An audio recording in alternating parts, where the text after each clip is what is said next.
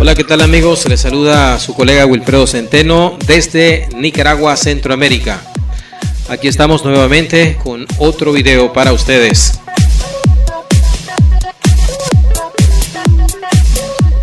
¿Por qué se quema el transistor horizontal en televisores TRC?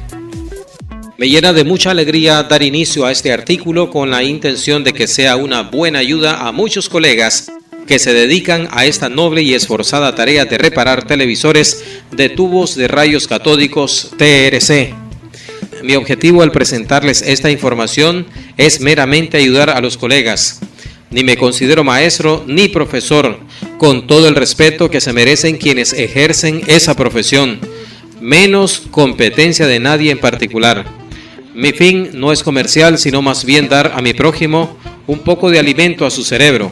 Al único que sí quiero superar cada día es a mí mismo. Así que trataremos de ser lo más explícito posible en este video. ¿Por qué se quema el transistor horizontal? Es una pregunta de taller muy común que tiene respuesta de aula. No es tan fácil contestar esta pregunta, ya que hay que tomar en cuenta las siguientes consideraciones. Cuando me preguntan ¿qué será?, les pregunto ¿qué ha hecho?, ¿qué ha medido? No, si ni siquiera lo he destapado el televisor. Me tomo la cabeza con mis dos manos y pienso, amigo, usted quiere una respuesta mágica ante algo que exige un poco de análisis y tiempo. ¿Cuánto sabe de electrónica básica como mínimo? ¿Y qué nivel de preparación tiene el reparador? Partiendo de estas dos preguntas, diríamos que lo demás ya es una tarea más fácil. Si usted hace dos cosas: dedicar tiempo y un poquito de esfuerzo al estudio. Hay un punto al que quiero darle enorme énfasis y es la comprensión de estos conceptos es la base de muchas reparaciones. Lo digo por experiencia propia. Uno de los errores más comunes que cometemos los reparadores es queremos reparar sin antes entender cómo funciona una etapa específica. Sin temor a equivocarme, la etapa horizontal es una de las vecinas más cercanas a la historia, o sea, antigua, y menos entendida entre los colegas. Aquí hablaremos lo más sencillo posible para que nos entendamos. Tenemos este transistor horizontal D1877, pin 1, base, pin 2, colector, pin 3, emisor.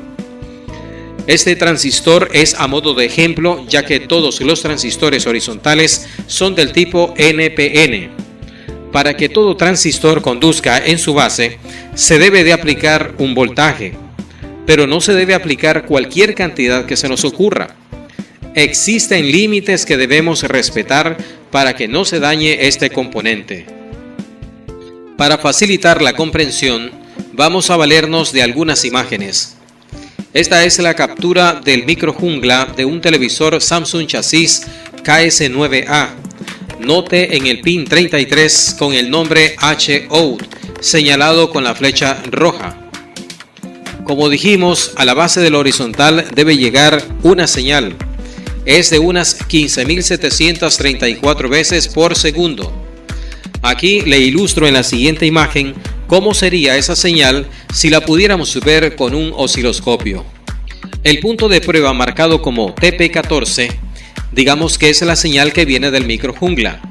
Observe la flecha verde con el nombre HOUT, es el origen de dicha señal proveniente del pin 33. Repito la imagen para facilitar la comprensión.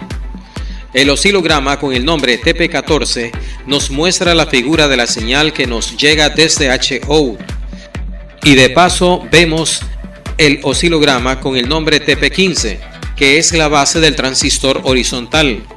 El transformador T401 en su primario recibe la señal HOUT y le entrega por el secundario a la base del transistor horizontal. Es de vital importancia saber confirmar la existencia de esta señal a la hora de revisar un televisor, ya que si esta señal llega a fallar, jamás nos trabajará el transistor horizontal, menos la etapa completa. Teniendo claro que esta señal es importante, vamos a ver qué más le tiene que llegar al transistor horizontal para que éste funcione. Con la línea verde indicamos la llegada del voltaje al flyback, llamado +B de 125 voltios. Vea la flecha azul como punto de inicio de dicha tensión. La parte que indicamos con la línea azul sería el primario del flyback. La línea roja va rumbo al colector del transistor horizontal Q401, señalado con la figura verde de rayo donde llegarán los 125 voltios DC. Llegando a este punto, hemos hablado de dos cosas básicas y fundamentales para que un transistor horizontal funcione. A modo de resumen, señal de H-out a la base del horizontal, alimentación +B al colector del horizontal. Cumpliéndose estas dos condiciones, el flyback será excitado en su devanado primario para inducir los demás devanados, secundario y terciario del mismo flyback, y se generen todos los demás voltajes necesarios para que la pantalla se ilumine correctamente. Al inicio de este artículo dijimos que si logramos comprender estos conceptos, estaremos mejor preparados para reparar muchas fallas de estos televisores. En esta imagen de esta tarjeta, indico el +B que sale de la fuente, llega al flyback en la línea azul. La línea roja sería la bobina primaria y luego llega al colector del transistor horizontal. El emisor va a tierra fría y a la base del horizontal es donde llega la señal H-out. Como promedio, por cada pulgada diagonal de una pantalla TRC, el playback genera unos 1200 voltios. Si un televisor es de 14 pulgadas, por poner un ejemplo, quiere decir que por la línea de alto voltaje, la chupeta, llegarán unos 16.800 voltios. Esto ocurriría si al colector llegaran 125 voltios DC y a la base los 15.734 Hz de H-out. Una recomendación importantísima: cuando esté encendido el televisor, jamás mida en el colector del transistor horizontal por el tema de la alta frecuencia. Nuestro tester no está diseñado para medir en ese punto bajo esas condiciones. O se daña el tester o dañamos el equipo en el quirófano. No soy muy amante a los números, pero debemos aplicar matemáticas para comprender lo siguiente. Retomando el ejemplo del televisor de 14 pulgadas, quiere decir que cuando al colector le llegan 125 voltios DC, en la salida de la chupeta tendremos 16.800 voltios. O sea que por cada voltio DC que llega al colector del transistor horizontal, a la salida de la chupeta tendremos 134.4 voltios DC. Aquí la operación: 16.800 que salen de la chupeta entre 125 voltios DC del +B. Eso nos da igual a 134.4 voltios DC. Hagámonos una pregunta de razonamiento, amigos. ¿Qué pasaría si la fuente nos entregara un voltio más? O sea, en vez de 125 voltios DC, nos diera 126 voltios DC. Vámonos a la calculadora. No, mejor no. Ya no más números, para no complicarnos. Nos puede dar un derrame cerebral en la tutuma con tantos cálculos. Eso sería igual a decir 16.800 voltios. Más los 134.4 voltios DC por el voltio de más que estamos suponiendo que se aumentó la fuente. Al aumentarse la fuente, a quien le toca el trabajo pesado sería el horizontal, lo que generará más calor y provocando una de las causas de quema del mismo. ¿Se imagina qué pasaría si se aumentara en unos 10, 20, 30 y más voltios la fuente? Correcta su respuesta. Se quemaría si no se activa alguna protección en unos pocos instantes. Por eso es vital confirmar que la fuente entregue el voltaje adecuado. Cuando decimos adecuado, nos referimos ni en exceso, porque como dijimos se quemaría el transistor horizontal, ni bajo, porque este no lograría hacer que funcione bien el televisor. Otro factor posible que provoque la quema del transistor horizontal sería que se excediera la frecuencia de H-out. generando más calor y por consecuencia su quema. En este oscilograma vemos la onda que se forma de la señal HO. La flecha verde nos indica el inicio de un ciclo. La línea verde sería el tiempo que el horizontal estaría energizado conduciendo. Y la línea azul sería el tiempo que no hay señal, o sea, el horizontal no conduciría. La flecha azul nos señala el fin de un ciclo y luego eso se repite por cada segundo unas 15.734 veces. O sea, es una pequeña cantidad de tiempo en que ocurre un ciclo, 1 entre 15.734. La línea roja sería un ciclo completo. ¿Qué cree que pasaría si extendiéramos la línea verde? Es decir, que el horizontal pasara conduciendo más tiempo, lo que llaman ciclo de trabajo. Lógicamente, generará más calor y este es otro factor de que se queme dicho componente. Esperamos hasta el momento no dejarlo perdido o enredado con lo que hemos escrito. ¿Se pueden medir algunos parámetros para estar un poco más seguro de nuestro diagnóstico? Sí se puede. Retomamos. 1. Hay que medir que el más B esté en los valores correctos. Esto lo sabremos consultando el diagrama o si ya hemos medido un televisor en buen estado y sabemos el dato, solo confirmamos dicho valor. 2. Confirmar la frecuencia HO, que esté correcta. Esto lo haremos con un tester que cuente con la función de frecuencímetro y si cuenta con su osciloscopio, mejor. Lo felicitamos. 3. Hay que medir la temperatura del horizontal que no se exceda según hoja de datos del fabricante. Lógicamente hay más factores involucrados en la muerte prematura del transistor horizontal. Flyback dañado, yugo en mal estado, horizontales de mala calidad, condensadores malos, resistencias dañadas, soldaduras falsas, pistas partidas, mala disipación, salto de chispas internos en la pantalla. Y jamás se olvide de esto, nunca redimensione ningún componente. Quien diseñó cada etapa sabe por qué lo hizo así.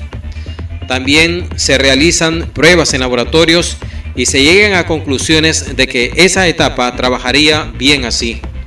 Al alterar este diseño, podríamos complicar más el problema inicial.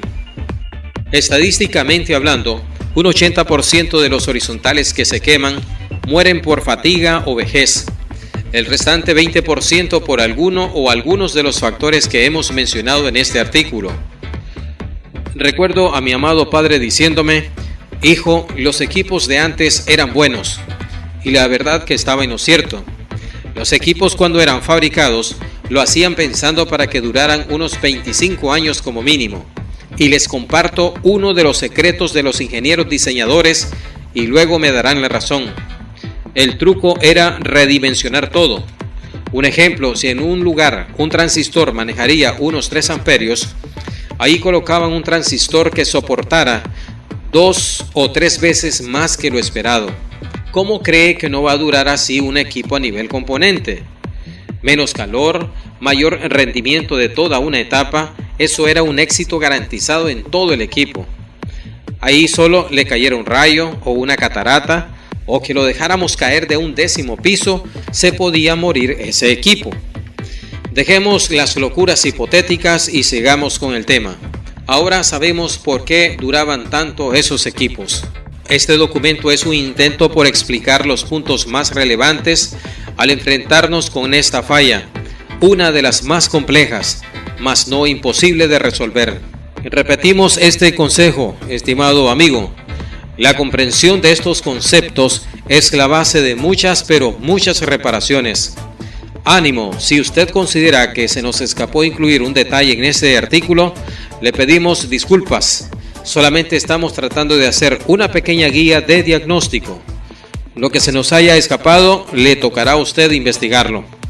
Con el paso de los años, me he dado cuenta de que nadie tiene la última palabra en la electrónica, que jamás nos graduaremos porque nunca dejaremos de aprender, que existe mucho egoísmo y competencia a todos los niveles, en principiantes, en conferenciantes, en maestros y profesores, etc. Pero también hay colegas muy generosos que los puedo contar con los dedos de una mano. A ellos mi sincero agradecimiento por ayudarme a crecer en esta profesión. Nuestro mundo fuera diferente si quienes más saben compartieran ese conocimiento.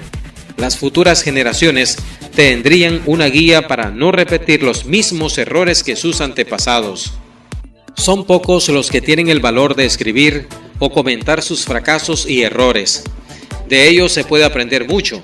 Recuerdo en mis inicios haber quebrado una pantalla. Sin querer di un golpe con mi codo a la tarjeta del cañón de la pantalla cuando estaba tapando el equipo.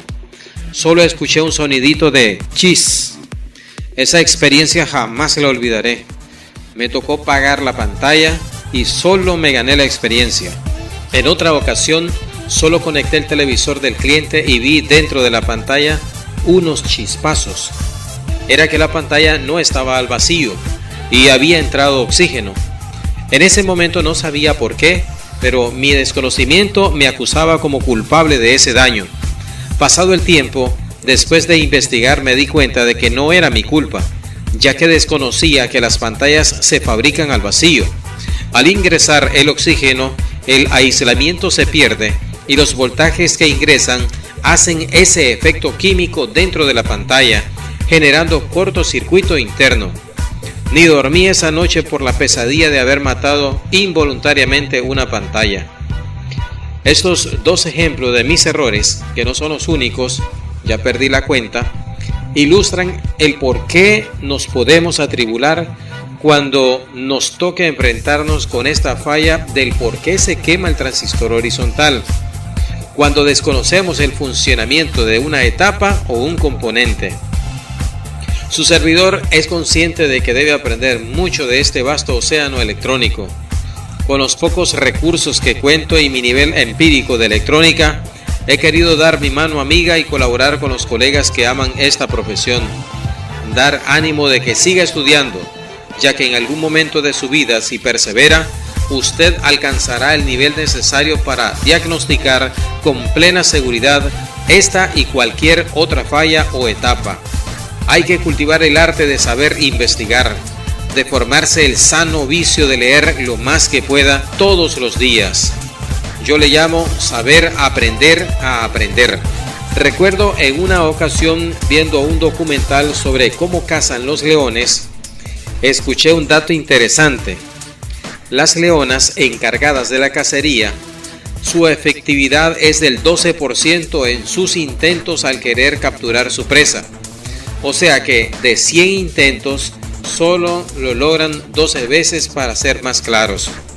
Si los técnicos tuviéramos ese mismo porcentaje de reparar equipos, o sea, de 10 equipos que nos llegaran al taller, ejemplo, televisores, equipos de sonido, etc., solamente pudiéramos reparar uno, en mi opinión, ya nos hubiéramos muerto de hambre. No ganaríamos lo necesario para sobrevivir. Para aumentar las leonas su efectividad a un 41% de caza, lo hacen de noche o entre matorrales. O sea, cambian la estrategia. Amigo, la lección es clara. Debemos cambiar nuestra estrategia como técnicos. La pregunta, ¿por qué se quema el transistor horizontal? Tiene respuesta y muchas razones de causa. Y en nuestro cerebro debe estar a la orden ese material de consulta, como un libro en la estantería de una biblioteca esperando ser usado. Por eso, dedique unos minutos a razonar, investigar, etc.